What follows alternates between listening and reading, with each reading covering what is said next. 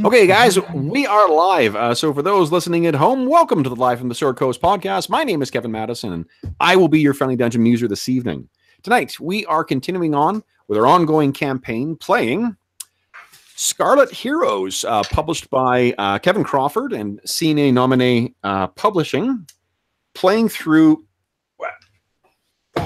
Greg Gillespie's awesome Barrowmaze Complete. Though tonight, our session takes place in the flying city of Serene, featured in Carl Sargent's very amusing and fun Top Ballista product for basic D&D. And that's my last product placement for the evening. With me for tonight's session are two of the stars of the Wednesday night sessions. First up, Jeffrey. Hey everybody, I'm Jeff, and I'm playing Badonk, who is the acrobatic goblin monk. And tonight's beverage of choice is Highland Park 12-year-old. Ooh. Very fancy. And with him, the co-star tonight is Dave. Hello, everyone. My name is Dave. Sounds really original. And I'm playing Wes Littlefoot, Halfling Ranger, and tonight's drink of choice is just some eggnog, lots of nutmeg. Nice. I'm living extremely large tonight, guys. In addition to my thrilling water with lemon juice, I am having blueberry herb tea. Woo! Nice. So hold on to your socks because it's going to be a crazy one. All right, so let's do the old camera shuffle here, guys. Get ourselves into roll 20, and roll 20. It cause some trouble here.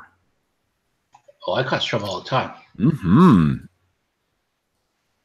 Let's see now here. I need Badonk to get me out of trouble. Present to everyone. There we go. There we go. Get ourselves over there and hit the old refresh. All righty.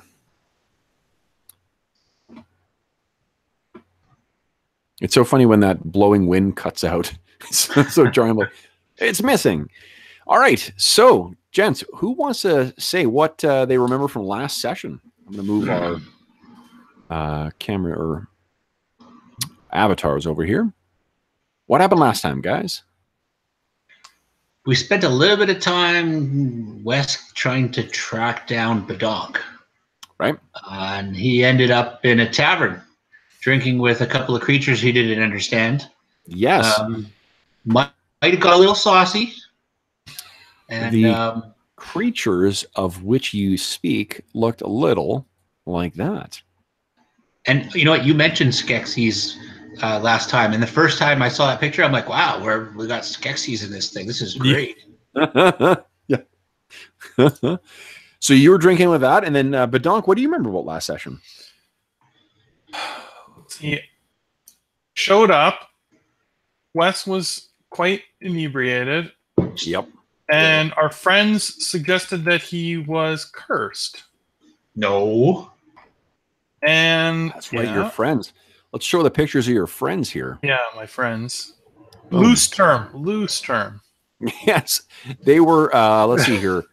Doctors, Peter Crankman, Ray Stones, Egon Springloader, and Winston Dreadmore, the gnomes who run a paranatural capture service. Right. They were bragging about having some kind of weird ghost in a box thing. I don't know where they got that concept from. That's right. Yeah, it sounds pretty original, though. And not stolen at all. Is it an homage? Is it a lazy DM? I don't know. Clearly not. All right. So, yes, this is also following on the arrival of the flying city of Serene, where it showed up in the skies above Helix. Right. There we go.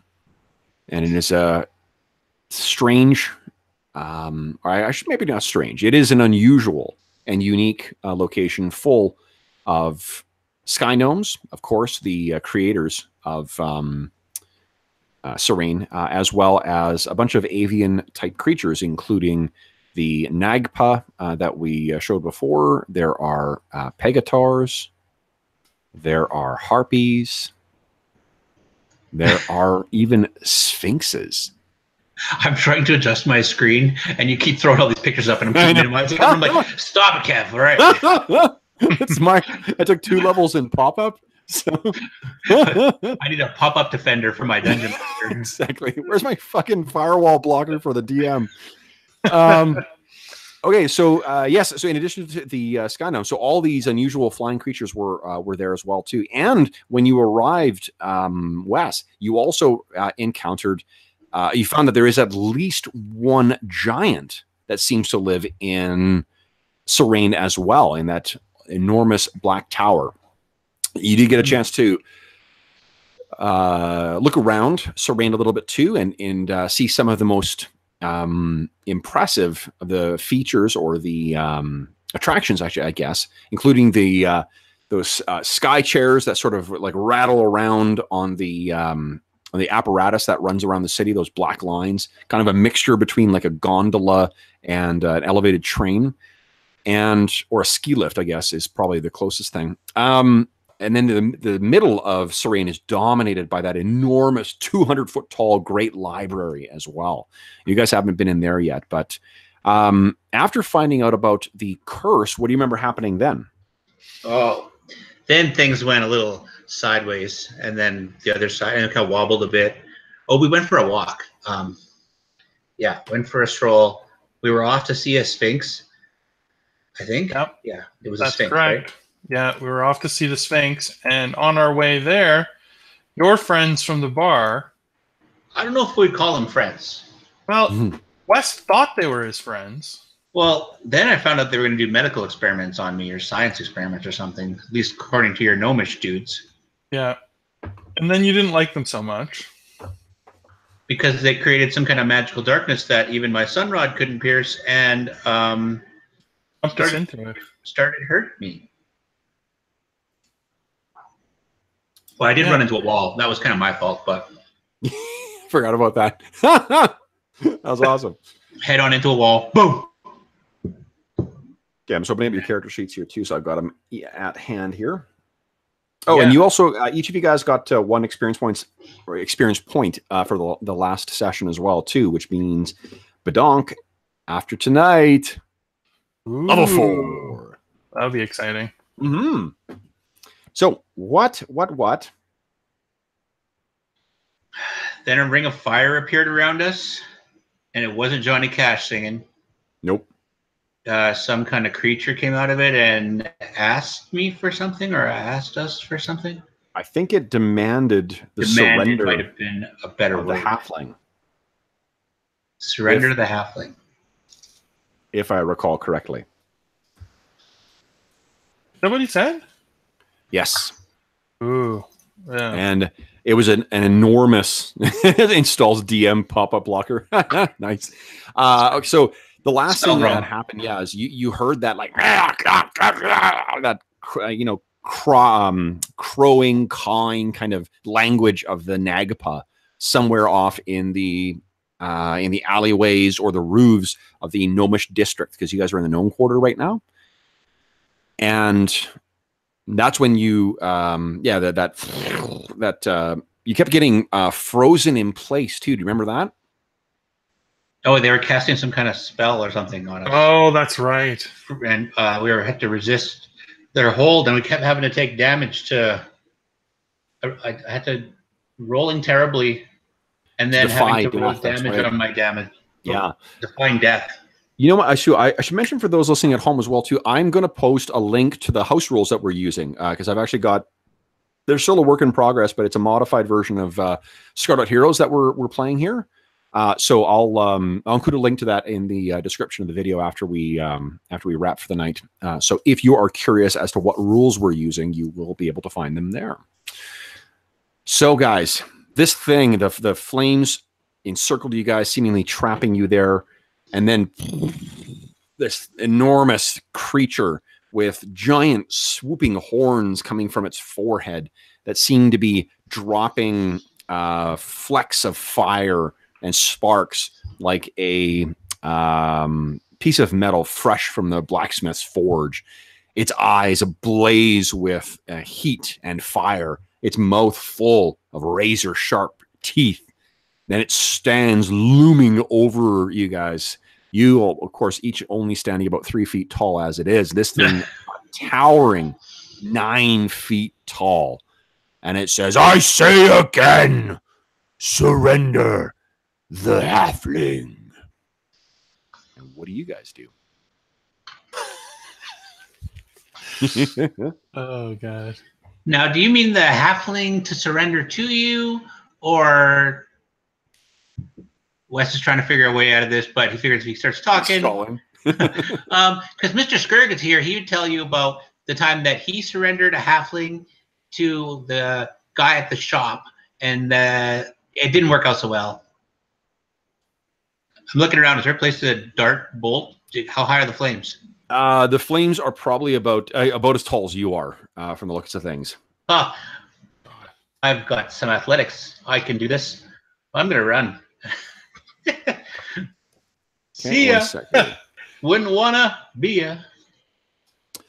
I should say this thing does seem like if you do make a run for it, you suspect that you are within reach of this thing. Oh, that's bad. Yeah, like one of the downsides of being tiny is this. Again, this thing's about 3 times the size of you. Right. So it seems like at an easy stride and swing, it could definitely connect with you. So, why don't we do this? Let's just let's roll initiative. Roll 1d8 plus your agility bonus. Ooh, I rolled really well for the enemies. 1d8. Les monstres. Maybe it remembers my roll. Yeah, it does. Nice. Badonk-a-donk. Okay, so guys, unfortunately, I rolled an 8. So, 1 second here. I just want to check one thing. Which I should have checked beforehand. So forgive me, guys, for wasting your time. Sounds like a 3 initiative penalty for not knowing the rules. Yeah, really. DM's wasting time. I'm gonna start counting down. Take your time. Take your turn. Take your turn. Initiative 7. Initiative 6. All right. Okay. This thing roars and sweeps its hand back, and as it does, the circle of flames around you guys kind of raises even further up. Okay. Wes, you can feel the heat wafting off of this thing. Like you think you can even maybe smell your hair singed. Oh God, you might be burning. Badonk? Yep. There's something weird about these flames. You look at these things and your eyes kind of narrow.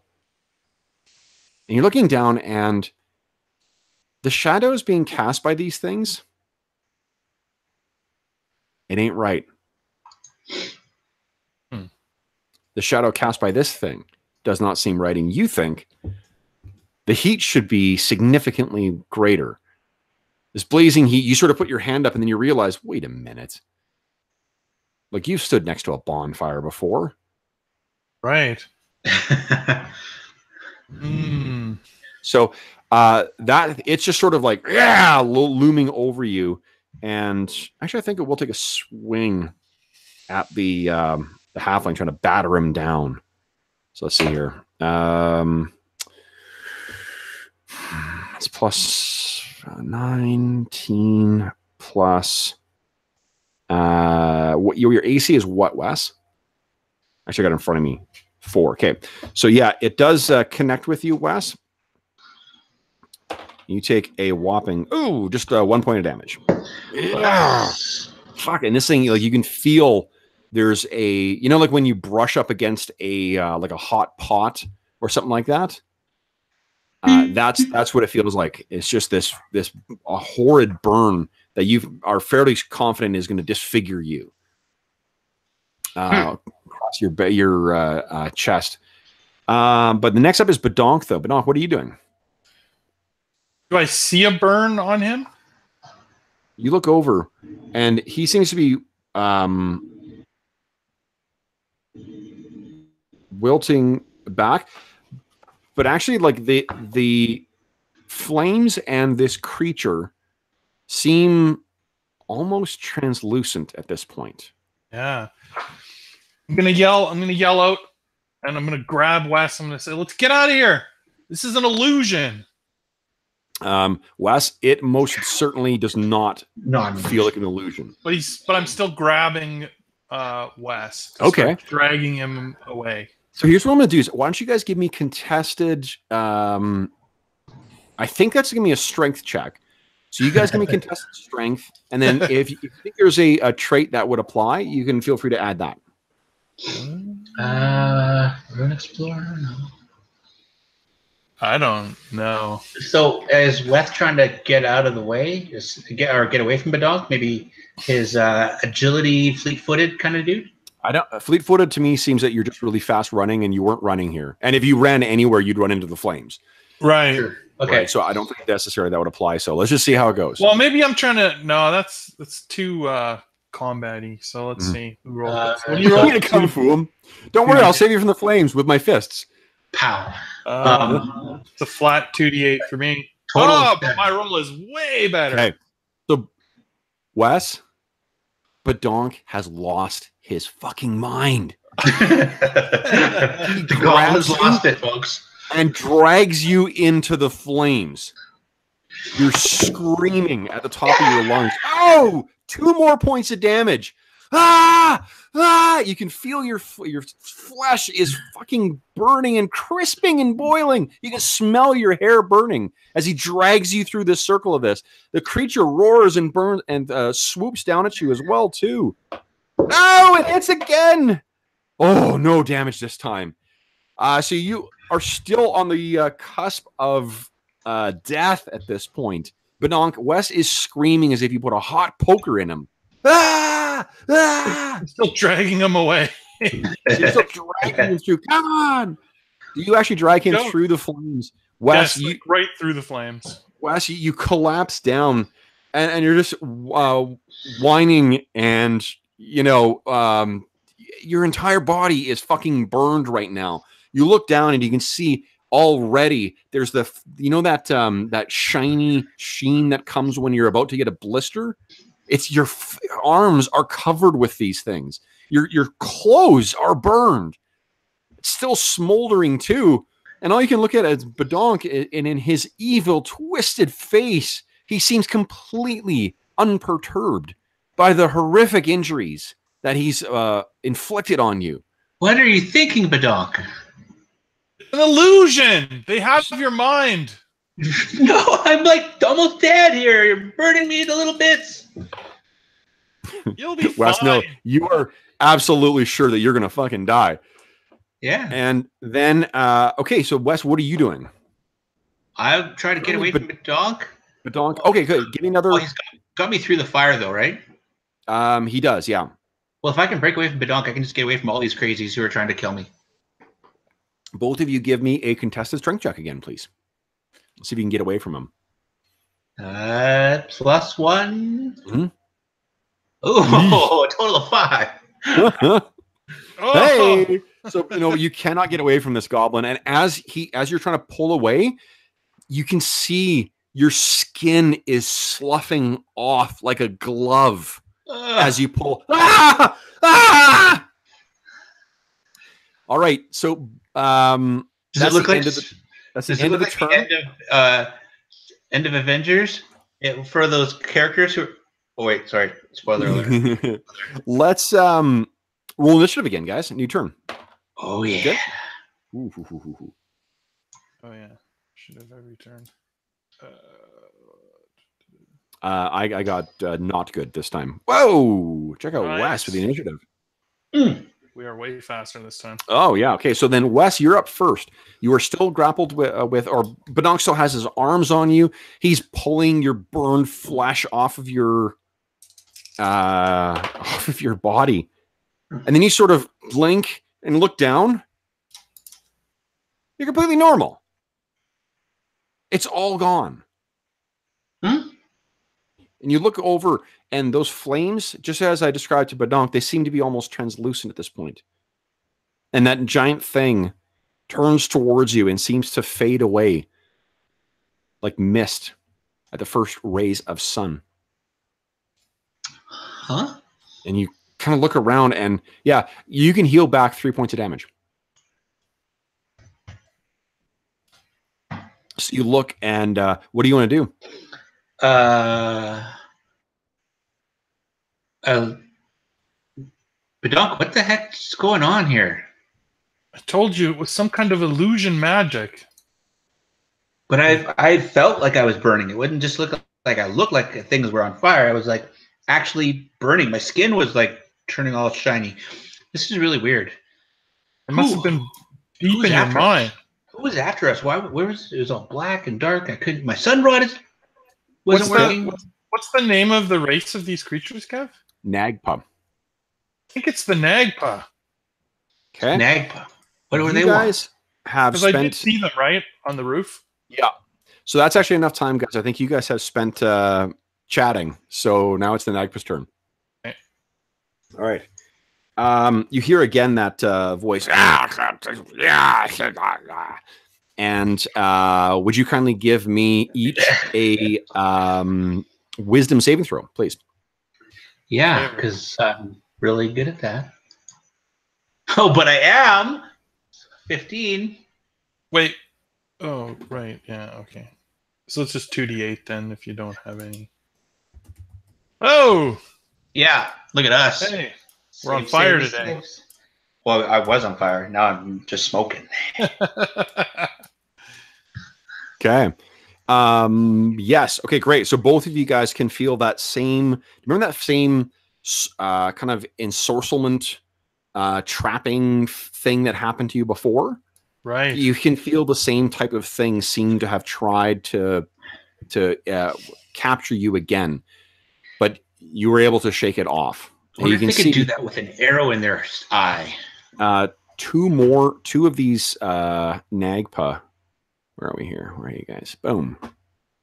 Two of them step out, leaning on their staves as well. And they seem to have been the ones behind the spells and the whatever the illusion was. Let's roll some initiative, guys. Not so great for them. Doc, I think it's time to fight. I agree. Oh wait, that's my trait. That's my illusion roll.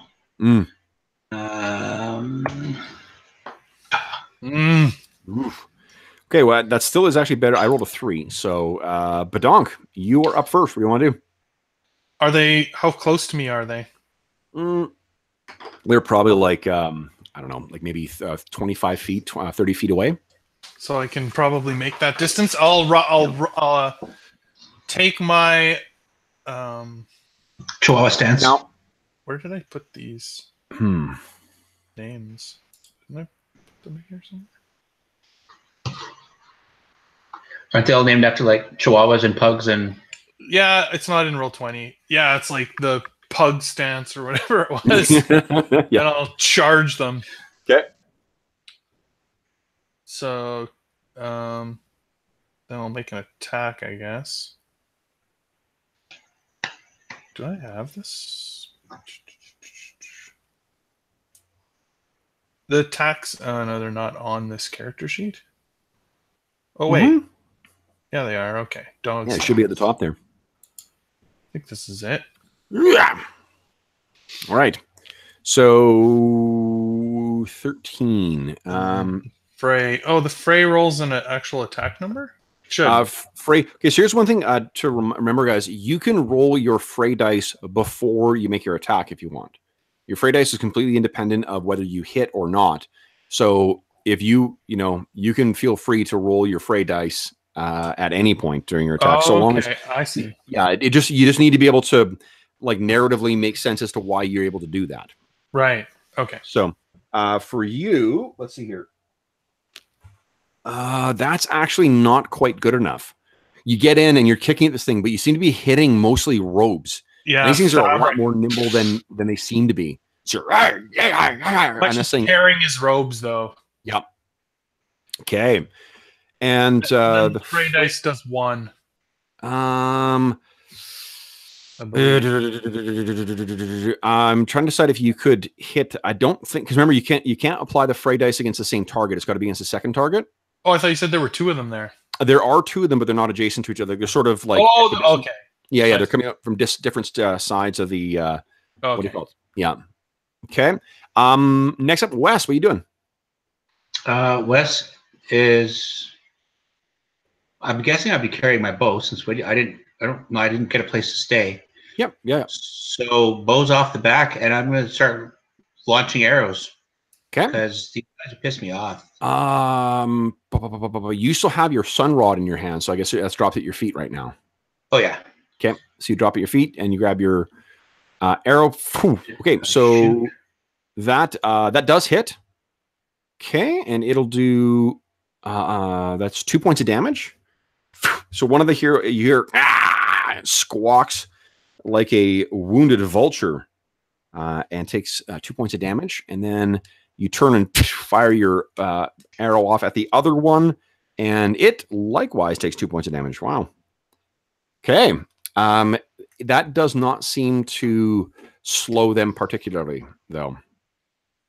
They're pretty tough. Okay, then it is their turn. All right.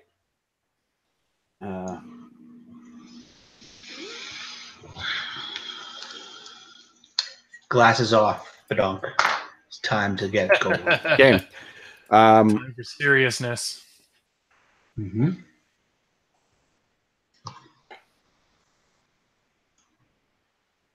Okay, so one of them steps back, and then kind of brings its staff up, and lightning begins to kind of play up and down the staff. It hits the ground, lightning plays across its chest, and it reaches out with its claw towards you. And this lightning bolt comes arcing out at, let's see here, Badonk. Would you kindly give me a will saving throw, please? You got this, Badonk. Will. Everything you got will. this.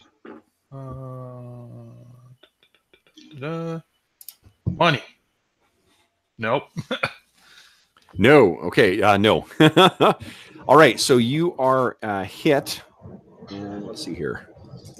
You take 1, 2, 3, 4 points of damage as this thing plays across you. Ah! And then the other one is going to. Well. Oh. Its eyes begin to glow this kind of like sickly pale green. And Wes, I need you to give me let's see here. I need you to give me a dexterity saving throw, please.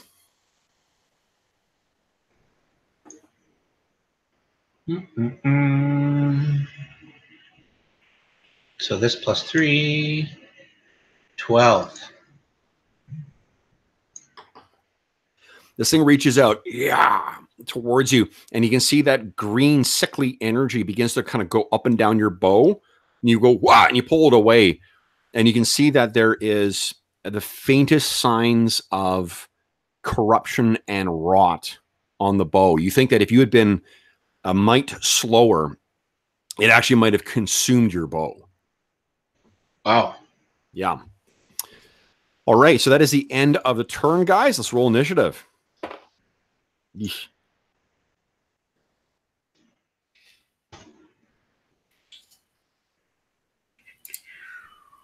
Oh my gosh. Okay. A 1.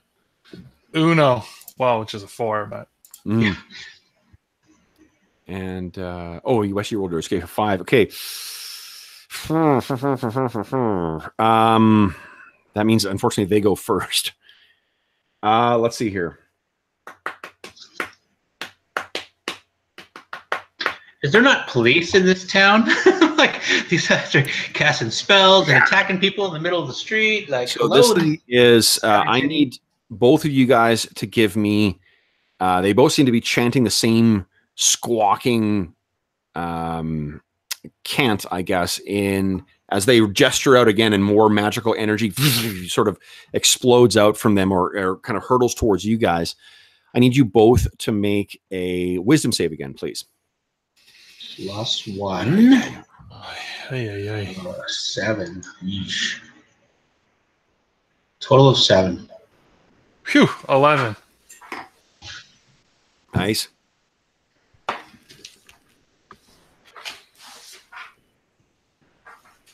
And Wes. Yeah. Mine's a total of 7. Total of 7 with the wisdom bonus. Total 7. Okay, so Wes, you feel your muscles lock up again, and you're sort of like reaching for an arrow, and you're like, and you're frozen right in place again. Donk, you are not. Now, next up is nope. Yes, Wes. So Wes, you are unfortunately frozen in place right now. Okay. What do you want? Like the entire body, or? Yeah, you're completely rigid right now. Now you could use that same defy death to try and break out, or you can just see what happens. What would you like to do?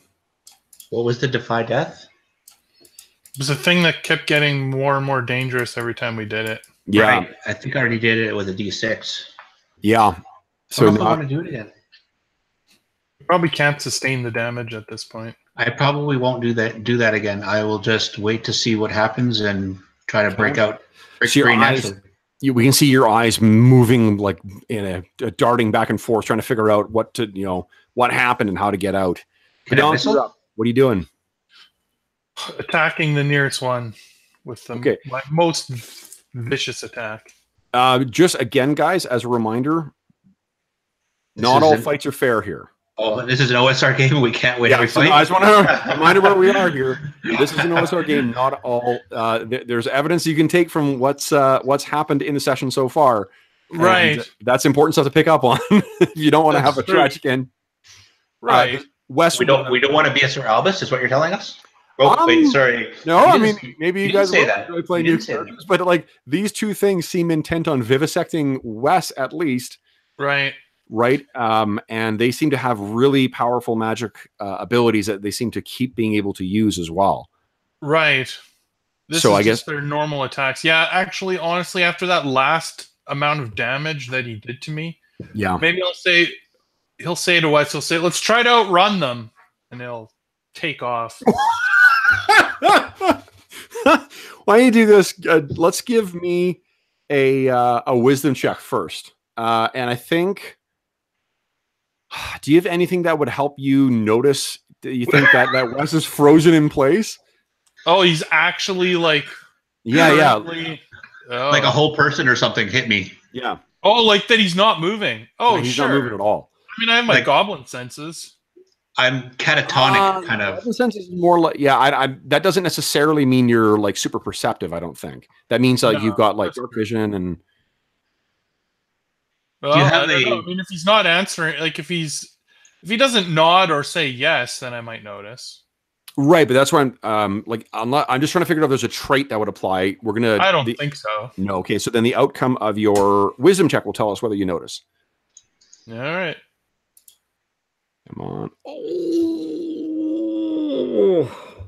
It can't be that hard of a wisdom check. The guy is like standing like this and not moving. Yeah, but it's not. Remember, this isn't the heat of combat. This is not a matter of like. Oh, that's true. It's here in the middle of a fight. Yeah, like you got, and there's also so.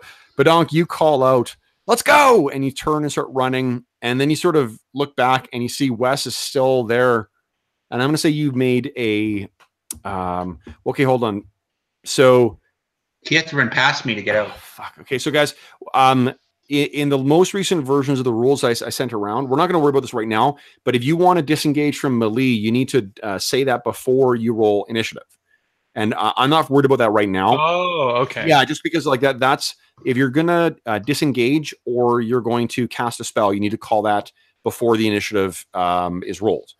Is that because the movement goes after combat or something like that? Is that what I read? No, it's because it's sort of the way that they model attacks of opportunity in some of the older versions of D&D. So, but even if he's casting spells and not fighting melee? Even if who? the person I'm engaged with. Yes, because if they're going to cast a spell, you could disrupt that. Like you could hold your action then. If you go before them, and then when they try and cast a spell, you can attack. And if you attack someone, their spell's disrupted. They lose that spell. Okay. Does that make sense? Sure. What does it, or doesn't it? Sure doesn't tell me yes or no. What do you mean?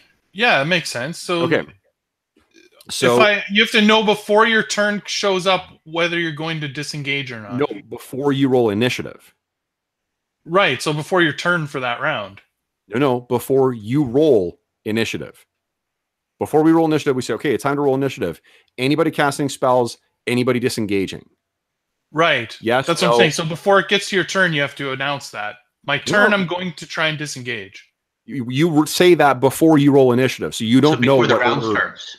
Yeah, you don't know when it's going to. Still before my turn. That's what I'm saying. Like it's before your turn even comes up on the initiative order because we haven't even rolled initiative yet. You have to know that what you want to do on your turn is disengage. What you're saying is absolutely correct because it would be before that. But the more important thing is that it's before you know where you fit in the initiative order. Right. Okay. So, all right. So then let's see here. You are. I'm gonna make a. I guess you're gonna run. So what is your speed? It's 50, right? Is it on here somewhere? It should be on your character sheet. It's 25. So like run is double or what? No, your speed's 55. Oh. Okay, this sheet is not quite up. I should look at my at the Gmail. The roll 20 sheets I'm leaving for you guys to update. Oh, okay. Yeah. So all right, because like I don't know what your XP is on those sheets right now. Excuse me. Yeah. 55. So yeah, you're 110 feet away. You're just springing along and like parkouring your way along. And that's when you look back and see, fuck, you've left little Wes behind.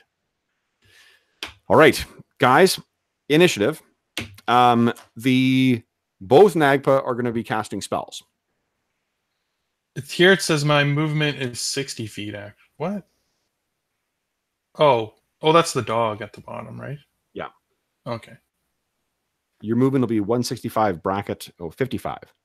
Yeah. In bracket. Yeah. Okay. All right. So is that on the character sheet tab or on the on the actual I'm looking at the PDF now. Yeah. Oh, on PDF.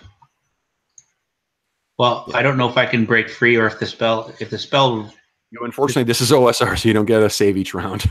Yeah. I don't if I break free or something I'll run. Unfortunately, okay. So if you break free, you're going to disengage. Yeah, because I have to announce that now, right? Under the rules. Yep, that's right. And but you don't need. You got no spells, and you're not disengaging, so you don't need to declare anything. Let's roll initiative. I rolled a 5. I refuse. I'm a conscientious initiative objector. I object to rolling initiative. Yeah. Okay. Woo. All right, so Wes, you were up first, and this magic still seems to be in effect. Can I whistle? Nope, you're paralyzed completely. Okay, so then, Badonk, you were up next. What are you doing? I'm going to yell as loud as I can. Help! They're trying to murder my friend! Okay. Okay. Are you doing anything else? You could move as well as do that if you want. Well, I'll be running through the streets, banging on doors and yelling that. Okay. I'm gonna roll a dice, and this will tell me how long it is until someone responds to that. Okay. All right. Then it is their turn. This thing, one of them moves up to you, Wes, and places. Let's see here. Actually, he brings out a sack from his from within the folds of his cloak, and the other one goes over and grabs you, still rigid in place, and begins propping you over to put you in the sack. So that is their round. Oh no, I said they were casting spells. So actually, they one of them kind of has to stop because you're. So actually, they won't be able to do that this round because both of them were trying to cast spells at Badonk, and he's gone now. Okay, so they seem to be turning towards you, and you can see, I'll say that they pull the sack out, but they're not quite at you to start tossing you in. Okay. All right. So Badonk, you are racing through the streets. Next round, guys. What anyone casting spells? Anyone retreating? I will if I get 3. Okay. So Nagpa are not casting spells this time. They are bundling their wares. So let's roll initiative. Oof, I got a 2. Well, that's helpful. It is if I can move. Okay. Okay. So Badonk, you're up first. What are you doing? Can I see what they're trying to do now? Like if they pulled out a sack or not yet? I'm thinking let's say you run around and you run back and you kind of poke your head down and you can see, they're moving. They got a sack out and they're moving down to toss him in. They're kidnapping him! Help! Okay. I'm going to move that forward one more because he spent the round doing that. All right. And then Wes, it's your turn. You still are trapped. And yeah, the Nagpa come lurching over. One of them puts the sack down, and the other one sort of picks you up and props you in, and you're kind of seeing all, the light of the stars above you all disappear as you're dropped into this stinky old sack. And I believe that is the end of that turn. Okay, next round, guys. What are you doing? Or anyone retreating, anyone casting spells? One of the Nagpa is going to cast a spell. The one who isn't carrying the sack. Okay. Well, I'm going to try. I'm still yelling for help this round. Okay. So you're kind of banging on doors, racing back and forth, slamming up against shutters. Hey. Yeah. Okay. And yeah, so the one is a casting spell, and that's it. Let's roll initiative, guys. I got an 8. Shit. Wes, pretty good. Yay, Badonk, nice. Okay, so Wes, unfortunately, you are still frozen in place. You can feel like beads of sweat beginning to form on your forehead. How has it come to this? How has it come to this? You feel like there's a drinking lesson to be learned here. I blame the cursed amulets, but you're sort of banging around. What are you doing? Me? Yep. Is this still the round that I'm still banging, or is this the next round now? This is the next round. Now it's your turn in this turn. What are you doing? Okay, I see that they have him in a sack now. Yeah, they dropped him in a sack, and one of them seems to be like, waving or gesturing around with his one claw like he's going to cast another spell. Okay, I'm going to try and, I don't know what their spell is, so I'm going to try and actually stop yelling and disappear into the sort of shadows to see if I can follow them. Okay. So, like just give sneaky goblin roll. Absolute sneaky goblin, and it's nighttime, so I'll give you another +1 to that. Okay. And then that is dexterity based? Yes, please. So it's 2d8 + 4. Come on, big money. And sorry, I have to type this one out. I haven't done it yet. okay. Oh, nice. Yep. Okay, so you disappear, and you're going along. Then it is on their turn. You can hear boom, like windows and shutters and stuff are being slammed open, and you can hear a bunch of a bunch of sky gnome voices saying, "What's going on out here? Who is that? Who's making all that noise? What's down there? What are they doing to that little guy?" And you basically have woken up the entire block, and it's taken them enough time. So, and the Nagpa sort of look up, and the one completes casting his spell, and I need another save from you, Wes. Wisdom save as well, please. So a +1, 10. It seems as if this thing has renewed its power. Okay. So then is the Nagpa. You know what I'm going to do? I'm going to make a morale save for them. See if they're going to chicken out. Now that they have all the eyes of the city on them, it might change their... Yeah, so I'm just going to let the dice decide. Nice. They do seem to have... yeah, they're not chickening out, so they're going to spend their turn scooping old Wes up in the sack. Yeah, and one throws it over the shoulder, so he's got it there. And the other, well, that was what the other one was doing. One cast a spell, one did that. So I think that's the end of the turn. So then it is new round. Anyone? Well, no, actually, Badonk won't. Wes, I guess if you shake free this thing, you're going to retreat. Yeah. Okay. Let's roll here, and I'll roll for the. Oh, interesting. Okay. Enemies are on a 3, guys. Come on, money. Money. Oh. What you do see, so what I think you've done, Badonk, is you sort of knew that you needed to get a clear, still keep a clear line of sight, but just from a different angle. So you've sort of like scrambled up the side of one of these buildings, and you scrambled along a ledge, leapt onto a balcony, and you're sort of like peeking your head over, completely hidden from these things. But you can see that one of them has tossed the sack over its shoulder or its hump or whatever. And you can hear there's gnomes that are all coming out from windows all over the place saying, "What's going on down here?" They're about probably maybe about 50 feet away from you at this point, down one story, but they are completely unaware of where you are. So the gnomes are starting to, spill out into the street. Or, people are opening doors and looking around. They got their little, sleeping caps on. What's going on out here? Hey, what are you doing? And the Nagba kind of, caw at these things as they're coming out. Badonk, Wes, unfortunately, I'll tick down your spell by 1. And then it's Badonk before these creatures. What do you want to do? Well, like I said, I'm going to try and follow them, but stay hidden from their view. So sure, okay. Wherever they're going, I'm going to try and sneak along with them. So I don't know if you wanted me to keep making sneak rolls or what. But... No, I'll what I'll do is I'm going to assume you're hidden, and then if there's a reason for them to be looking, we'll do a contested roll. But okay. For now, they're turning and they're going to start racing away.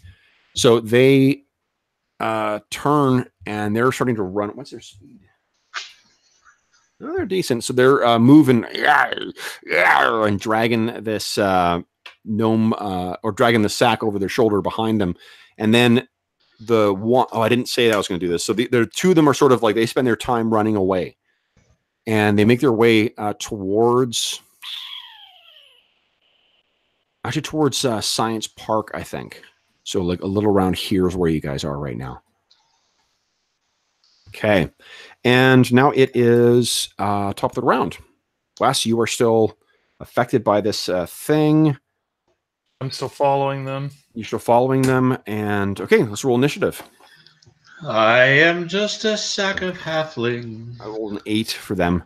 I forgot to say I'm going to re-roll initiative so I can only get worse from here. One of them is casting a spell. I got a 4 instead. Oh, you still want me to roll initiative? Yeah. Yes, please. Okay. 6. Okay. So, Badonk, you're just going to keep on following? Yeah. Okay. So they're making their way along, and the one, like both of them move, but one of them and casts something, and then poof, something, Badonk, there's a massive circle of blackness again, too, that you cannot see into. Would you give me give me a wisdom save and add your goblin senses to it? I think you might recognize this sound.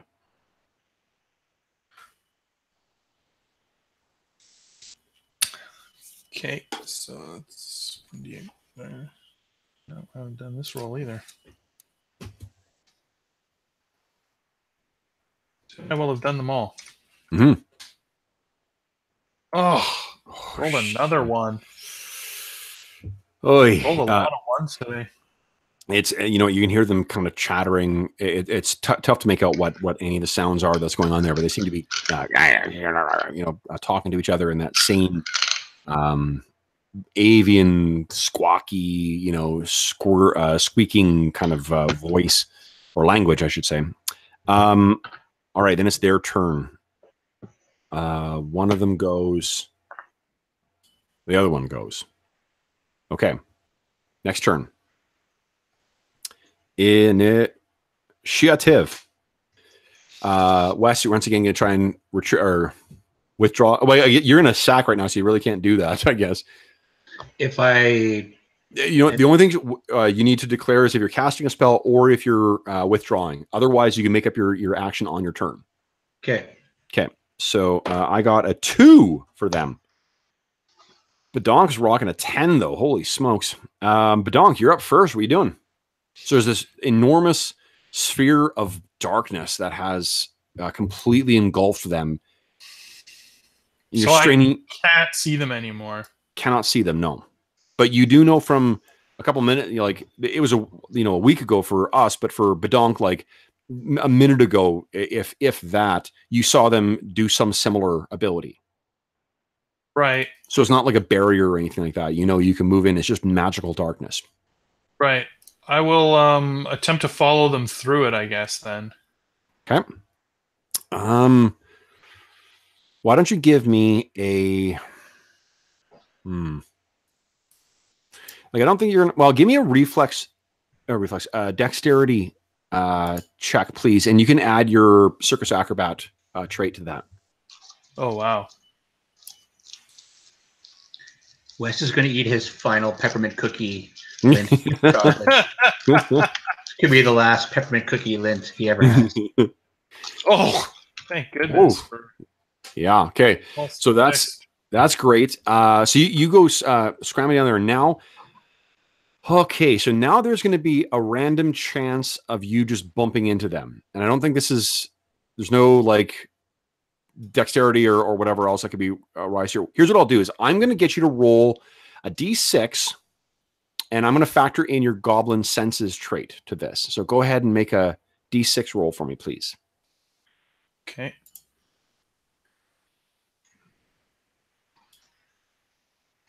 Oh, yes. Nice. Okay.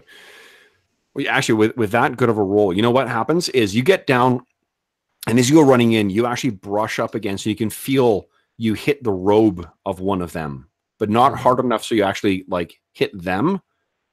Right. They didn't notice it was. Yeah. So you know there's one that's right next to you right now. Mm-hmm. Wes still held fast by that magic. And then it is their turn, I guess. You feel here, there's 50-50 chance. Let me check here. Jeff, evens or odds? Odds. Odds. Okay. So you can hear. Yeah, you can hear them. They're moving around, and let's see here. One goes, then the other goes. That robe that's there is suddenly not next to you any longer. Okay. Okay. And then it is initiative. Neither of them are casting spells. Ugh, I got an 8 again. Jesus. Hey, but Wes gets an 8. Oh, Badonk gets an 8 as well. So then, because we all tied, we compare dexterities, and you guys have the rock and dexterity, so you guys get to go first. Who would like to go first? Wes? Go ahead, Wes. You're in mortal danger, so I'll go first. All right. Yeah. So Wes, for your turn, your arm is finally down. What are you going to do? Dagger venom and cut my way out. Works for me. Dagger venom and you cut and okay. So what happens is as you go out, would you kindly? So I guess you got a dagger in one hand and your bow is still in the other. So would you give me a Another dexterity check, please. I've given up on my rolls on roll 20. Sorry, roll 20. You suck. Yeah. You're killing me. Literally killing me. So dexterity +3, and I'm trying to roll or escape out of this bag. No, there's something else that's happening. Oh, I'm trying to keep onto my bow so I don't lose it. Doesn't get caught in the bag. You know what? You can get the bonus from your monkey paw or whatever it's called. The monkey totem. Okay. My monkey pin. Monkey pin, yeah. That's climbing and jumping tasks. Yep. Jumping out of the bag. Nope. But okay. Make your roll. Make your roll. Let's see what happens. 2, 7. That's 9 +3 is 12. Okay. +1 for the monkey pin, 13. Now you have a choice of two things here. You can safely fall, or you can drop one of the things in your hand and grab onto something. I can safely fall out of the bag. Those are your two options. I'm not telling what else is happening. You have a choice of safely falling, because what's happened is you cut yourself out and you've realized that it's further than just the ground that you're going to fall to. So you can choose to like tumble and safely fall, or you can choose to drop. Like you need a free hand in order to grab on. So you can either do that, or you can drop something and try and grab on, because you would just try to reach out, and because of your roll, I'll allow you to grab onto something. I will drop the dagger of venom. Okay. And try to grab onto something. Okay. So you grab, and you're hanging on the edge of some kind of stonework.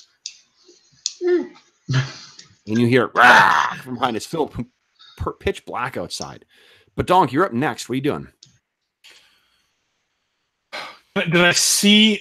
Oh no, nothing. I can't see anything. I'm in perfect darkness. Yeah. I'll continue to try to move through the darkness, I guess, and see if I can see what's going on. Describe for me how you're moving through the darkness.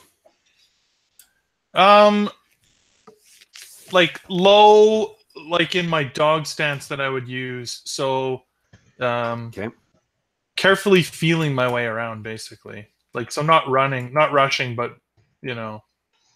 So you can feel that you're feeling around, and you get to the edge of something like a depression, and you realize it's a hole, and you're able to feel a little bit around. It's got a curve to it, so you think it's maybe like a circular hole in the street. Oh, and okay, yeah. Because you're being careful, I think you start hearing something being dragged across the stone, and you sort of instinctively pull your hands back. And you hear, and you put your hands back down again, and whatever the hole was, it seems to have been covered. You've been to big cities before too, so I mean, you would think that maybe a manhole cover of some kind, right? Some way of access. Actually, you know what? Forgive me. The smell would have tipped you off. That this was a sewer job. Okay, so then one of them is. You know what I'm gonna do here? Now I'm gonna make a. I'm going to make just a regular perception check for the one Nagpie who had you, and see if he would have noticed. No. Okay. So one of the they're and they're moving down as the other one is passing. Actually, no, that would have been his entire action. Okay, so let's roll initiative, guys. Anyone? Wes, are you planning to disengage or? Yeah. Can I throw my bow over my shoulder and use the monkey pin to climb away from these guys? Okay. Yes, you can. This is gonna be awesome. What the heck? I'm climbing in the dark with a magical monkey pin. I'm gonna get out of here. I'm gonna climb right up into a steel manhole cover. Yeah, bang my head. Exactly. Okay, well, so, hopefully, right as Badonk is opening it. Yeah. Oh yes. Okay. Cool. So let's see what happens here. I rolled a 3, so you guys are automatically going before me. Let's see which of you guys are going first. Oh, this is just a D8, right? Yeah, the D8 plus your dexterity. 11. 11. Oh no! Oh no! All right, so here's what I'm going to let you do, though. I will let you make a dexterity saving throw. But I don't think you get to add any traits to it because, like, unless you can think of something that would conceivably give you a bonus for not accidentally scrambling up and, yeah, just make it like climbing up and down inside the ruins. Wait, yeah, you got the ruin whatever thing, right? The ruin explorer. Climbing walls and yep. stonework. It's not really a trap. Yeah, I'll let you add that. That's fine. So why this is say no, Kev, when you want to say yes so bad? This is the 2d8. Yes, please. Plus your dexterity bonus. I should take a picture of this. Oh, this is this Snake Eyes? No, it's the opposite. Boxcars. All right. Yeah. Nice. 2 Okay. 8s. So you know what? So what I want to say is, Badonk, you're going to be pulling that lid up. Yeah. So it would have been really difficult just for you. Like I would have required a strength check, but Wes rolled so well. He gets up there and hits this thing and immediately instinctively sort of scrambles around, pushes his like shoulders up against it and kind of pushes it up. And you suddenly feel, oh, someone's trying to push out of here. You pull the thing aside and you can hear, Wes, what do you say as you're sort of scrambling up? Skirk. Skirk. He wants his real friend back. No, I know, but Badonk knows who Skirk is, and that's like our secret password. Okay. No, it's Badonk. He whispers back.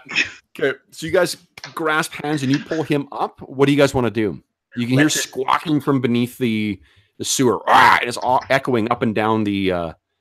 Literally run as fast as we can away. Yeah. I'm going to hold on to him while we're running out of the darkness so we don't get separated. You ever done that thing when you're a kid when like you're running along with a friend who runs a lot faster than you, so you're sort of like perpetually like near falling when you're going? Yeah. That's what you're doing, Wes, because Badonk is so much faster than you. Really? Is he? Oh, yeah. But I took fleet-footed, and I was practicing my agility to try and keep up with Badonk. That's great, but Badonk's a monk. Yeah. So he's racing, and you're kind of like, wow, oh, jeez. And you guys kind of disappear into the night, and you hear somewhere from far above, Wingtip cries out. Okay, where do you guys head? You are really banged up right now. Friends? Yeah. Is there a police station or a? Yeah, you've never been here before. That's what we're looking for. Either something that looks like an infirmary or the authorities.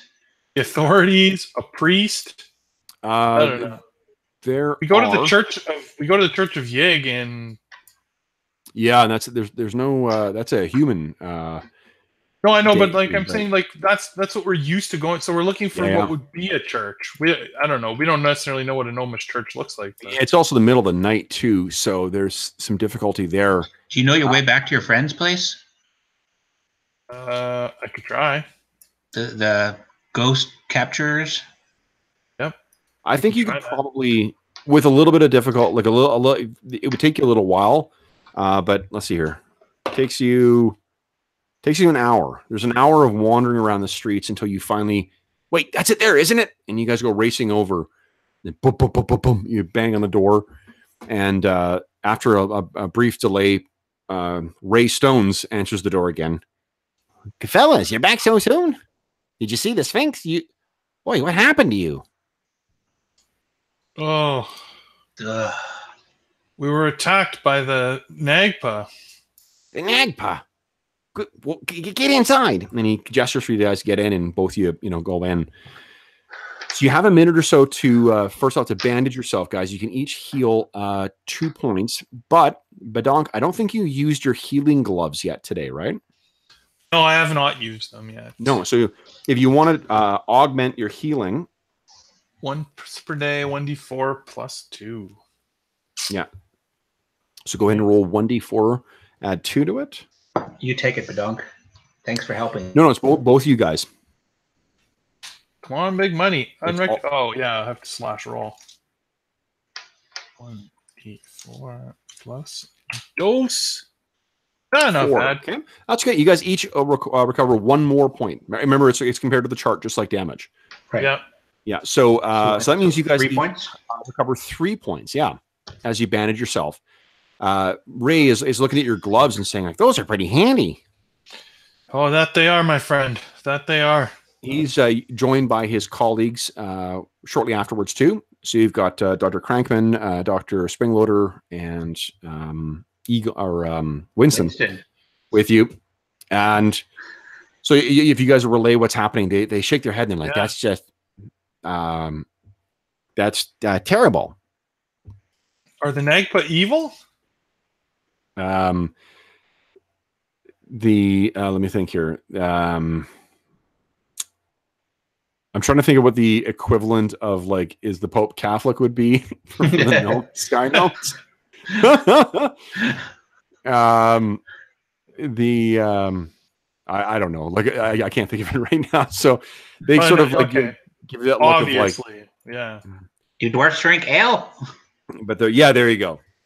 But they normally they abide by the city bylaws and don't try and cause any trouble. But every time we get into a town, it seems like they're always up to trouble. So this is unusual for them, even. And Ray says, you told me that they said something through their illusion. What was it? Surrender the halfling? They took an interest in you. And Egon kind of like takes that thing out again, and it all unfolds, and there's those arms moving around. He says, I imagine it's a curse. The curse seems to be even more powerful. Oh, God. Oh. I need to get this thing off in a hurry. Is that where we were going? You said we were just going to go talk to the Sphinx. We were, to get help with this curse. We don't need any help. Are you not concerned about your own life? You're willing to give it up to this charm. I don't know what you're talking about. You do not even know you're wearing this anymore? What are you talking about? Wearing what? Oh, this? Yeah, I wear this. Just little trinket we picked up. Egon says, I can get my cables. You may have to.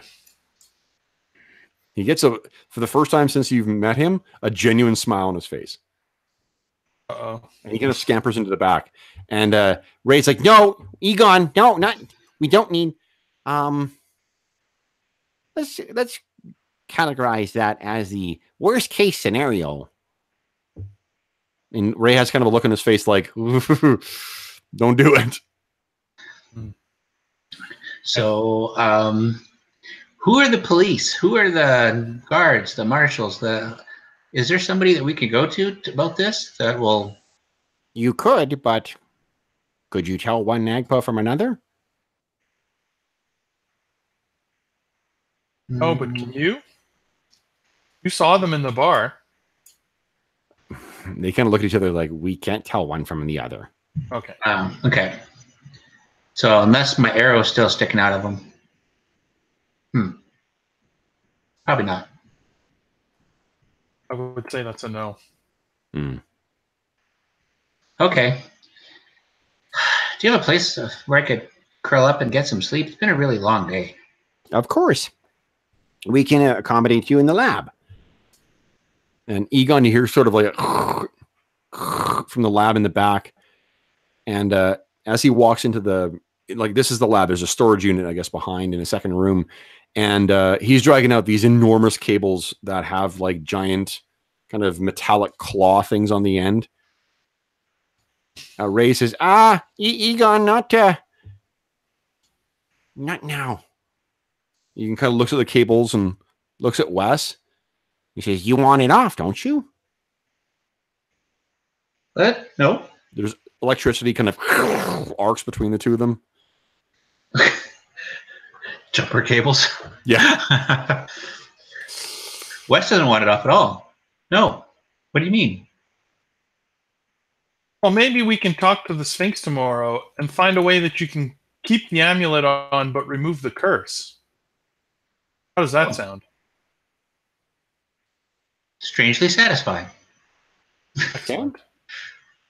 So you guys get a, you're able to get a full evening of sleep. We'll just sort of assume there's a cutscene of you guys, kind of beds being set up for you guys.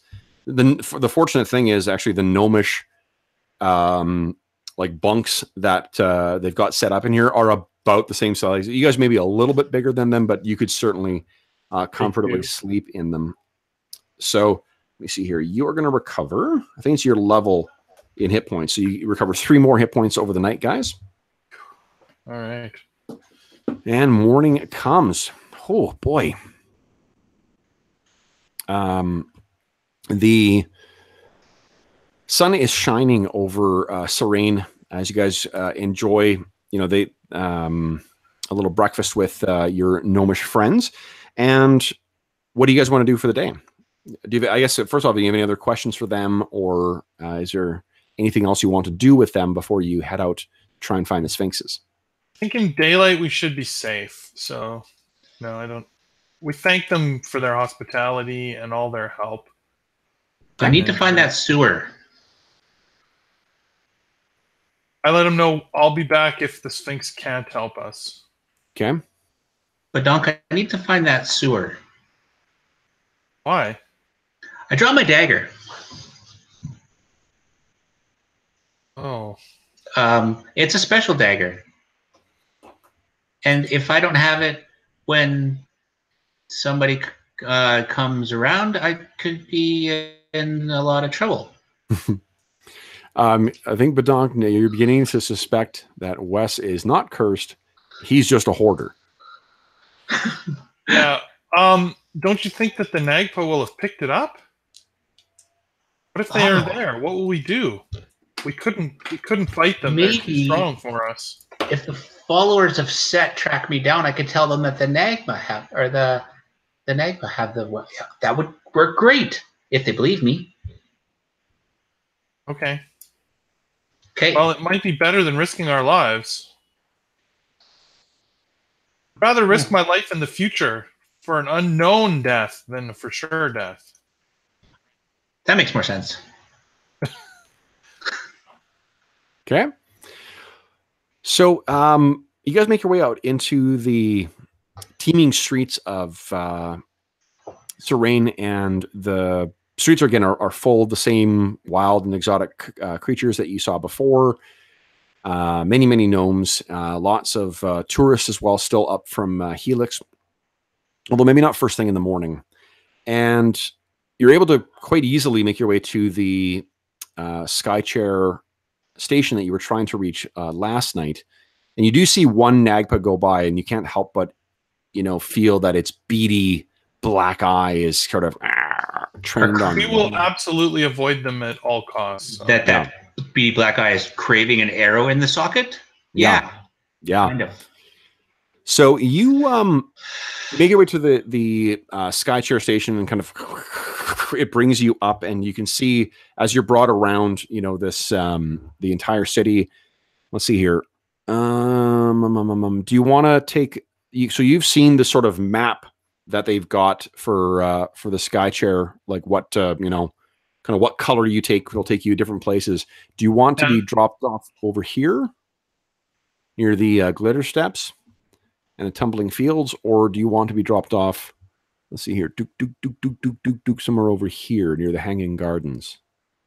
Wasn't the Sphinx in the top left corner past the picnic fields? Yep, Sphinx area is over here. Yeah, so let's go to the Hanging Gardens. Okay. So then you once again get an amazing view of the aerial craft taking off and landing on the platform on the southern edge of the city.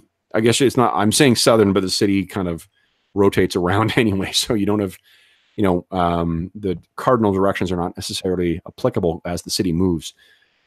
But the southern edge, I'll say, for there, you see that. You see, again, like people moving around through the streets. There's elves, there's dwarves, there's tons of these gnomes again. There's an Agpa, and you even see some of the aerial creatures, the sphinxes, the harpies and the pegatars, and the Finar, those strange elf bird hybrid creatures. They're sort of like all moving around, and sort of, a lot of them, as they're flying by, sort of like, wave at you, knowing that you're tourists. Right. Okay. And yeah, Let's wave to everybody. Yeah. So you say, and as you're sort of traveling along, Wingtip is sort of like circling, I think, around you or near you as well. And then you guys are dropped off finally at the Hanging Gardens station, and you hop out and make your way across to the Sphinx area. Let me see what.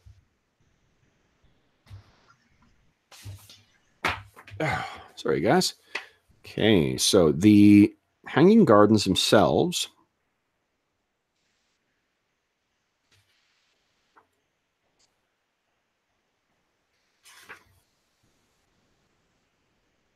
No, sorry, I'm looking at the wrong section here, guys. Oop. That's me. That's you. Okay. Just sending pictures of my double eights. I was pretty excited about it. About your which? Oh, double eight. I'm like, look at that! I got 2 8s. As you should be. Okay, so the Hanging Gardens, Spectacular Gardens have samples of all plants that can live at heights. So no plant monsters. Some of the plants are magically suspended in mid-air, fed by air sacs, which absorb nutrients. They are attended by gnomes and pegatar druid shamans. There's also a bunch of unusual, like, cat creatures. They're sort of like humanoid cat creatures that are about the same size as the gnomes, so a little smaller than you guys. Like gnomish Weemix? No, but that's fucking awesome. But no, they're actually like, they're not a centauroid kind of creature. They're like full on, just if you think of like what tabaxi are in because you're playing through whatever it is, the one in Chult. Remember the cat people from that, the tabaxi? Yeah. That's kind of what they look like, but just much smaller. Okay. Cool. So you get there, and then you make your way past, let's see here, 38. Ooh, is the Wind Tower, which is where the Finar all live. So those flying, what do you call them? Elf bird creatures are there. When we get into the Hanging Gardens and we're surrounded by all these beautiful plants and creatures and stuff like that, Wes kind of just like takes a deep breath and just like, so much better than being in the city. In concrete and stone, and this is just like, he just kind of absorbs the nature through his bones. Just yeah. Hold on, and it is. It's so unusual too. Like, you're just because you're a bit of a naturalist as well too. The variety of these things and the different. There must be some very powerful primal magic at work in here as well, because it's a variety of plants and such that really should not grow in the same kind of climate. Right. So you're just, wow, like there's, tropical kind of ferns that are next to, cacti. And you're like, these don't belong here. These shouldn't even be here. No, but there is almost a beautiful kind of symbiosis between all of these, or at least a harmony between all of them as well too. So you're just amazed by them. And it's a sprawling area too. I think that it is, good Lord, like the whole Hanging Gardens itself is close to like 750 feet. Nice. Wow. Yeah, it's a massive park. So you're going to make your way through there. 40 are the crystal colonnades, which are tall, delicately fluted, and variably shaped columns of translucent crystal that amplify and add harmonics to the sounds created by the wind organ, which is at 39. The wind organ itself is that air flowing through that structure is funneled and shaped by the Finar wind towers, and a complex series of stops and valves allow the Finar to play it as an instrument. So imagine like an enormous kind of like pan flute that has the reverberation of like a taiko drum. Nice. Where it's just, you can feel it kind of moving through you, but not in a like jarring or disruptive kind. It's like a soothing, almost like a what's the word I'm looking for here? An auditory massage. Mm. In fact, Wes is feeling pretty good. In fact, I don't even think we need to talk to this Sphinx anymore. he turns on his heel, and Badong's like, "No." I will let you both heal one more hit point from nice. this. It's just from exposed to this, you just feel like things are loosening up. You feel like things are going to be okay, and that's when you hear this massive, like, like the roar at the start of an NGM film. Imagine that being played from a speaker that's about 2 stories tall. Whoa! And you both kind of stop, and it seems to be emanating from the Sphinx area. I'm behind Badonk after that. So he's kind of grabbing your ears and poking and looking over your head, Badonk. Yeah. What do you guys do? I guess go see what's making all the racket. Okay. So you make your way over towards the area, and there does appear to be a room, like kind of like a normal, like man-sized, like human-sized door, through which there's some gnomes moving back and forth who are like, they've got wheelbarrows, and there seem to be like maybe moving scat or bedding or something like that. They seem to be sort of the housekeepers, if you will. And you still hear these like roars of enormous predator cats from within. What do you do? Head over there, I guess. Feeling pretty good. I really don't know if we really need to talk to anybody about my little trinket here. It's pretty just calm down, Wes. Harmless. The Sphinxes are little. As you're drinking this place in, you're kind of near the base as well. You have a chance to look up. This monumental communal home is an amazing multi-level jumble of exhibits, collection, trivia, recorded riddles, obscure knowledge, and much else in like vein. Inside, all levels, halls, and towers are linked by a single multi-storied passage. Think of a tall Gothic cathedral with a few twists and turns. And this whole thing seems to be, just kind of mishmashed together, but in a sturdy and eclectic kind of way.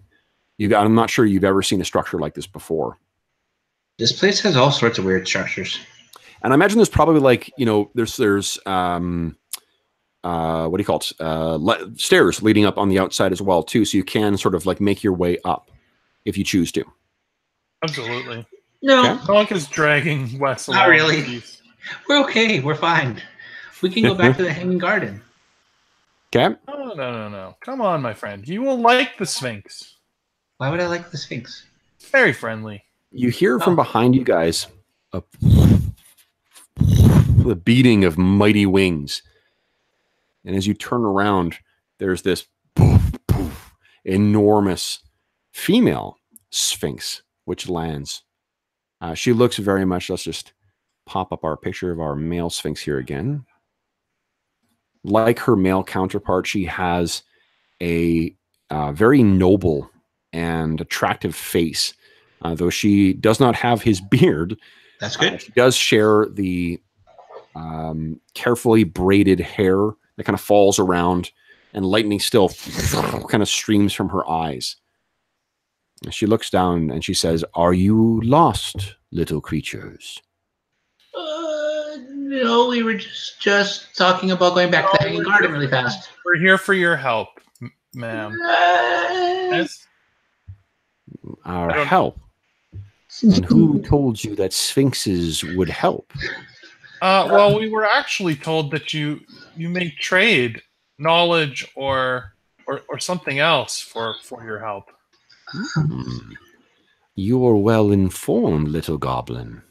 Yes. You arrive on our doorstep seeking trade. What else have you learned of the trades of sphinxes? It's dangerous to get here. We've come a very dangerous way. The Agpa are after my friend. I think you may be safe. We have all eaten for the day. And her smile, you can see there's very, very sharp cat-like teeth on the inside of her mouth. Did she seem like she's joking? It's tough to judge from a It, Sphinx. Badonk does a really fake laugh. And Wes gets really nervous. He's already kind of nervous. Do you each seek to trade with the Sphinx? Well, What are we trading? I'm not sure. Oh. Donk does not believe that Wes would go through with this, so he's the one offering for the trade. Okay. So what does he say? My friend here, Wes, he's found this cursed item. Wes. You won't believe it, but What is your tribe's name, Wes? What do you mean? I'm not cursed. She looks down. She's asked for your name. I'm from the Littlefoots. Wes Littlefoot. Yes. And your name, little goblin. my name is Badonk Bent Bucket. Badonk Bent Bucket. Yes. I am Pesachet. Welcome to our home. Well, thank you. Thanks. And it's you that seeks trade, Badonk Bent Bucket. Yeah, I'm afraid that my friend won't. If you are the only who offers for trade, then the conversation and deal should be between us. And there's a glint as lightning kind of plays from her eyes. Okay. Sure. So she kind of steps away. And she says, "Wait there, Wes Littlefoot. Your friend and I must speak." And there's like trail of lightning kind of behind her as she goes. There's a smell of ozone. Before he walks away, then Badonk is saying to Wes, "Don't worry, I got this. You'll be fine. Just wait here." She walks over to this. Enjoy the views. There's kind of like a small like hill, I guess, or kind of like there's like sort of from rolling hills. Very not hills, but very small kind of rolling surface, I guess, of lawn. She walks over to one and kind of turns and sort of curls up, cat style, and lies down, but has her broad shoulders and wings kind of tucked behind her. So she's positioned herself almost like a statue looking down at you, Badonk. And Badonk Bent Bucket, what do you offer for trade? What do Sphinxes like yourself like in trade? I've never done a deal like this before. Usually I perform some kind of circus tricks for people. Circus tricks? You are a performer. Yeah, I'm a performer. Me and my dogs, we can put on quite the show. You and your dogs? Yes. And where are your... You don't eat dogs, do you? She licks her teeth, or licks her tongue, rolls her tongue across her cat-like teeth, and she says, "Not this morning." Well, the dogs aren't here, so you don't have to worry about that. Then you have no trade, no performance to offer in trade. What, I wonder, do you bring then, Badonk Bent Bucket? What else would a Sphinx enjoy for trade? Perhaps we can judge that against what you would ask of me. What is it that you ask of me? Well, I would ask that you could help me to remove this curse from my friend. I was told by my gnomish friends that it's a death curse, which sounds very horrible. Your gnomish friends identified your friend as being afflicted by a death curse. Yeah, they did. She looks over at your friend. And Wes, you can see, you can't quite hear what they're talking about, but she looks over at you, and there's this flash of lightning kind of that arcs out from her eyes, and you know that she's staring right at you. And she says, "Ah, yes. There it is. Most unfortunate for you. It is a death curse? You would ask trade information with Oh a Sphinx. no! I just want the curse removed. I don't need to know anything about its origin, or why it's here, or even what it wants. I just want it gone. She leans in very, very close, and her whole fucking head is almost like basically as big as you. And she says, Badonk, you don't want to know what your friend is afflicted with? Nope, don't care. No bother to me. Just need it gone. I'm sure the price would be much higher if information was involved. Information is cheap. This spell, the curse, if your friend has one, Right. would be most old and pernicious. No easy feat, even for one as powerful as a Sphinx. Well, name your price, and I'll decide if I can afford to pay it.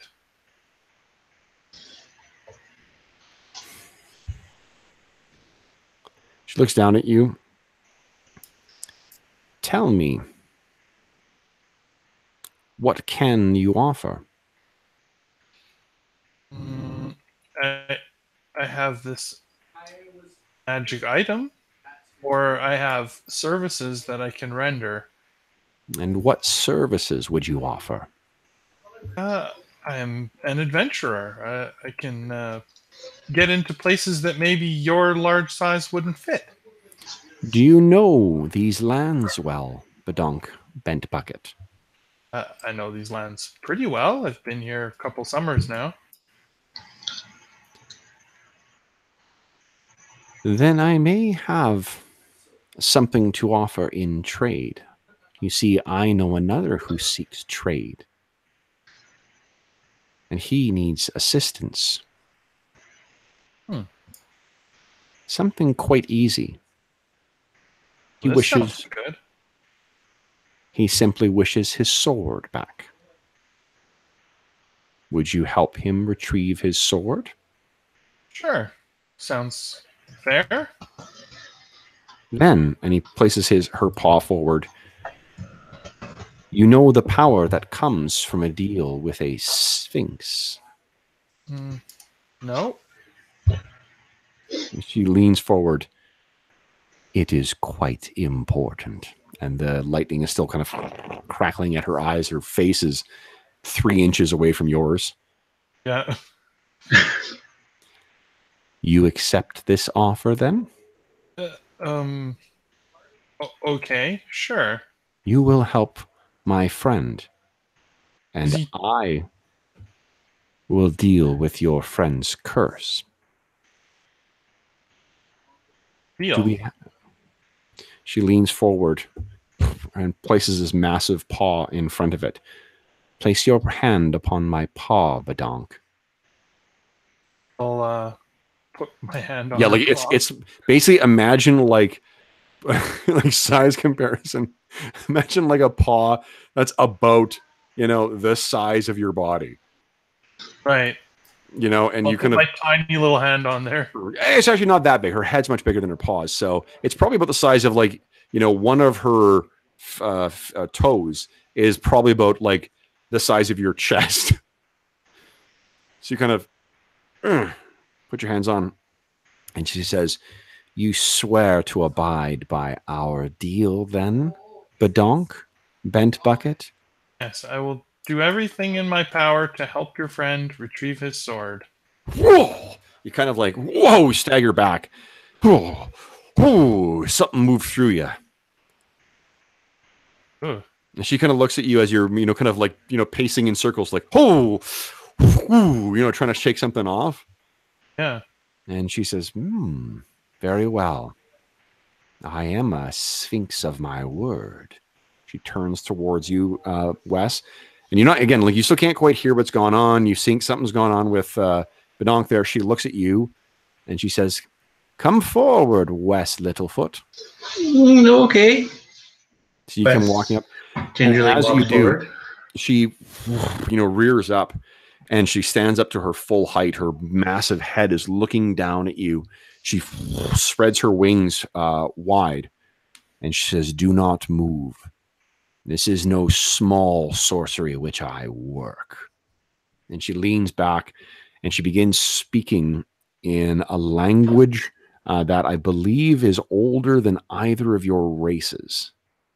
And you can feel the power in each one of those intonations pass through you. Wes, you more so than others. And then she sort of looks down, and as she's chanting, there's sort of wind that begins to sort of play up around you guys when it's swirling around. And lightning begins to again kind of play from her eyes as her voice rises up. As her voice gets louder with each passing sentence, the wind begins to howl again too, and you begin to hear the sound of that wind organ begins to kind of raise up to a certain pitch, and these glowing golden symbols begin to appear around.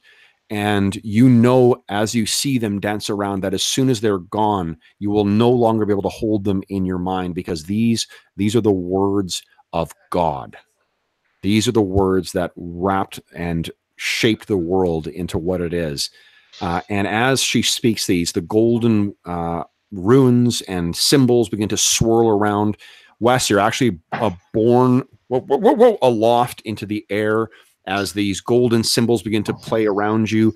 Arcing tendrils of lightning are flying around as well. As her voice reaches a fevered pitch, she continues to chant. Her voice gets louder, and the pipes begin to get to a louder octave. You can hear from within the area of the Sphinxes, there's growls and roars from within that are making the very ground itself shake, until she finally says one final word, which echoes out like a thunderclap as you drop to the ground, Wes. The winds now return to their normal level. Her wings fold back behind her shoulders, and she looks down at you, the lightning playing around her eyes back to a normal level. She says simply, "My part of the bargain is done, Badonk Bent Bucket." And Wes, something feels hot. And you kind of pull out the owl pendant that you've been wearing for the last month or so is a ruined slag. But you don't care. I drop it. Finally. Okay. It still is smoking a little bit. She looks at it and then bats the thing with her paw, and it goes flying, off towards the edge. And she looks down at you and she says, "I would recommend you being more careful what you snatch from graves." Yeah, absolutely. Definitely going to make sure that I don't touch anything that I don't need to touch anytime soon or later. Okay. And she turns then and says, "Very well. I need to get the name here. Oh. Badonk? West or Badonk? Badonk. Okay. What did you give her? What did you have to trade? My services. And guess who's going to be helping me? She looks down and says, Me. "Now you, Badonk, seek a Pegatar named Quinston in the Pegatar Eries. Tell him that Pesachet has sent you."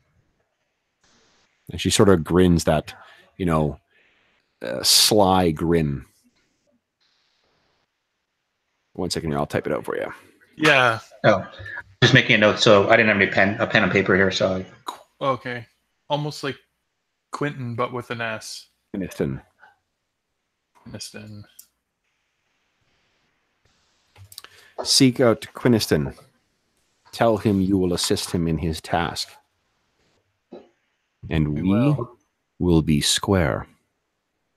She starts making her way towards the towards the Sphinx habitat, and then she turns back and she says, "And Badonk, remember what I had said of breaking word with a Sphinx." And she looks, and her eyes so, lightning still dances across them. Yes, ma'am. Good luck, little goblin. And Thanks. she nods her head towards you. Be well, Littlefoot. And she, takes off into the air and arcs around towards somewhere near the top. You actually kind of lose her in the sunlight. Oh, okay. Oh, so Badonk, you seem to have a task before you. What are you going to do? Yes. Let's head to the place that she said we could meet this guy. Okay. To the Pegator area? I guess our quarter or whatever. The Pegator Eyrie, which is right over here. You actually passed over it when you passed through it, for one, when you were heading back towards the Gnome Quarter, and you passed by it this morning when you were traveling over here in the Sky Chair. So you could easily hop back in the Sky Chair and make your way back over there, and then I guess start asking around to see if anyone knows someone named Quineston. And what we will do is deal with that on Friday. Nice. So for those listening at home, thanks so much for joining us for yet another episode. This is episode 22, I believe, of the... is it 22? Yeah, geez. Session 22 of our Barrowmaze Complete campaign. Friday will likely be our last session in the flying city of Serene as well, too. So I will be interested to see what happens then. And then the city will travel on to its next destination. But anyway, if anyone listening at home has any comments, questions, or concerns regarding the session, please don't hesitate to leave me a message in the message box. You know what? Why don't I get out of Roll20 while I'm doing the outro? Because it's here. Exit game. Boom. And close that sucker off. And turn the camera back on. And here we are. So if you have any comments, questions, or concerns, please don't hesitate to leave a comment in the comment section below. Or you can shoot me a tweet on Twitter at Dungeon Musings, all one word and plural. Or you can shoot me an email at dungeonmusings@gmail.com. You also can listen to me, if you miss the melodious sound of my voice between sessions, on Anchor with the Dungeon Musings Anchor podcast as well, which is available on Anchor, on Stitcher, on a variety of different platforms. Also, this weekend, eventful weekend. On Sunday, we will be streaming. So Friday, we'll be streaming our regular Friday night game. And then on Sunday, I'm streaming a very special one-shot session of Astonishing Swordsmen and Sorcerers of Hyperborea, a very, very cool OSR-style game that is based kind of on the AD&D chassis, but set in a world of weird fiction. I'll be running a one-shot for that.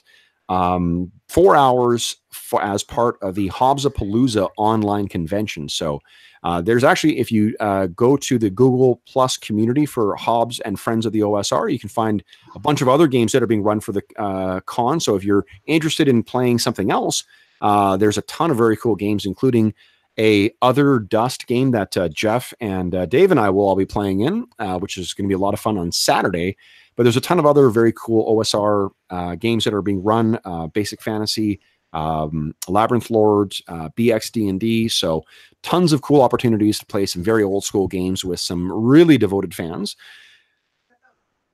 And the last thing I'll mention is the charity fundraising campaign we're running on the channel. If you enjoyed the session, I'd ask that you consider clicking through on the link at the bottom to the Heroes Save Villages campaign. This is a charity fundraising initiative that we've paired up with the SOS Children's Villages International Charity.